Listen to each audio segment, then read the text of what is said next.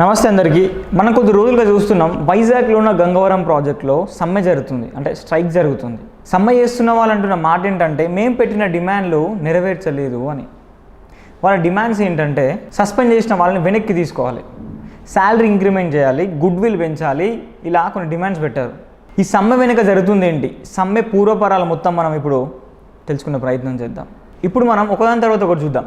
Company యాజమాన్యం ఇచ్చిన సమాచారం ప్రకారం 2009 నుండి 10లో పనిలో జాయిన్ అయిన వాళ్ళలో అందరూ కొత్త వాళ్ళు, ఎలాంటి అనుభవం లేని వాళ్ళు.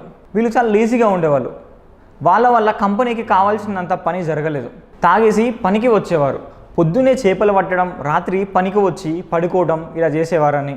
పక్కనున్న విశాఖపట్నం పోర్టులో 30,000 ఇస్తున్నారు జీతం. ఇక్కడ మాకు మాత్రం 14,000 ఏంటి, 30,000 ఇస్తేనే మేము చేస్తామని గొడవ స్టార్ట్ చేస్తారు. 2011-12లో మళ్ళీ పనులు మానేసి ఆందోళనకు దిగారు. లోకల్ మంత్రులు, డిస్ట్రిక్ట్ కలెక్టర్, లేబర్స్ కలిసి ఒక ఒప్పందానికి వచ్చి చివరికి వారికి జీతాలు పెంచారు.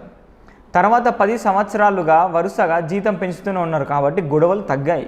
పోర్టు తన బాధ్యతలో ఉన్న వాటిలో ఆల్మోస్ట్ అన్నింటినీ పూర్తి చేసింది. 1,500 రూపాయలు అంతకంటే ఎక్కువ ఇంక్రిమెంట్ పెంపు లాంటి అన్ని బాధ్యతలను నెరవేర్చింది. 10,000 రూపాయలు గుడ్ విల్ చెల్లింపు, సస్పెండ్ చేయబడిన 5 మందిని ఉద్యోగం తిరిగి నియమించడం, సమ్మె కాలానికి సంబంధించిన శాలరీ చెల్లింపు, మరియు భారతదేశంలో ఎక్కడైనా ప్రమాదం జరిగితే 25 లక్షలు యాజ్ ఏ కంపెన్సేషన్ ఆఫ్ డెత్గా ప్రకటించడం కూడా జరిగింది. హ్యుమానిటేరియన్ గ్రౌండ్స్ కింద అదాని గంగవరం పోర్టులో 499 ప్రాజెక్ట్స్ వల్ల ఇంపాక్ట్ అయిన వ్యక్తులకి ఉపాధి కల్పించింది. అడిషనల్గా skill development and corporate social responsibility ప్రోగ్రాంలో భాగంగా ఆ ప్రాంతంలోని ప్రజలు ఆరోగ్యం, విద్య, మౌలిక సదుపాయాలు అభివృద్ధి చేయడం వంటి కార్యక్రమాలు గంగవరం, దిబ్బలపాలెం అండ్ శ్రీనగర్ గ్రామాల్లో చేసింది. ఇప్పుడు 5 మంది సస్పెన్షన్ చుట్టూ ఉన్న గందరగోళం ఏంటి అనేది చూద్దాం. ముందుగా మనం వాళ్ళ సస్పెన్షన్ వెనుక ఉన్న కారణాలను అర్థం చేసుకోవడం చాలా అవసరం. దీన్ని మనం గమనిస్తే ఈ సస్పెండ్ చేయబడిన వ్యక్తులు తమ సొంత యూనియన్లను ఏర్పాటు చేసుకొని తమ వ్యక్తిగత ప్రతీకారం కోసం, ప్రయోజనాల కోసం పరిస్థితిని మరింత తీవ్రతరం చేశారు. కాబట్టి మనకి ఇక్కడ అర్థమవుతుంది వాళ్ళు ఎంత గొప్పగా ఉపయోగించుకున్నారో.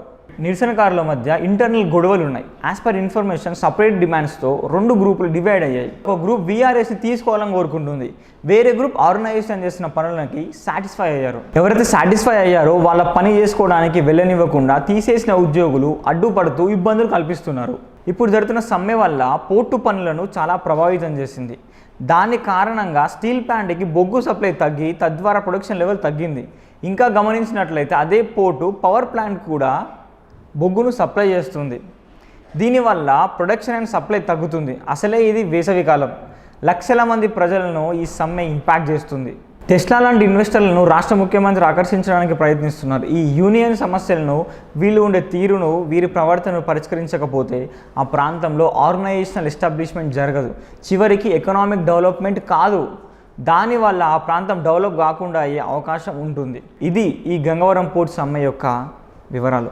దేశాభివృద్ధిని అడ్డుకోవడానికి అమ్ముడుపోయిన కొంతమంది జర్నలిస్టులు మెయిన్ స్ట్రీమ్ మీడియాలో అదాని మీద బురద చల్లుతున్నారు. నిజాలు మాట్లాడే వాళ్ళని మాస్ రిపోర్ట్లు కొట్టి డిలీట్ చేస్తున్నారు. ఈ వీడియోని ముందుగానే డౌన్లోడ్ చేసి అన్ని గ్రూపులలో షేర్ చేయండి. మర్చిపోకుండా సపోర్ట్ అదాని అని, స్టాప్ గంగవరం ట్రస్ట్ అని డిస్క్రిప్షన్లో రాసి షేర్ చేయడం మర్చిపోవద్దు. ఈ వీడియో కనుక మీకు నచ్చినట్లయితే లైక్ చేయండి, షేర్ చేయండి, కామెంట్ చేయండి. ఛానల్ని సబ్స్క్రైబ్ చేసుకునే వాళ్ళు ఇప్పుడే సబ్స్క్రైబ్ చేసుకోండి. జై హింద్.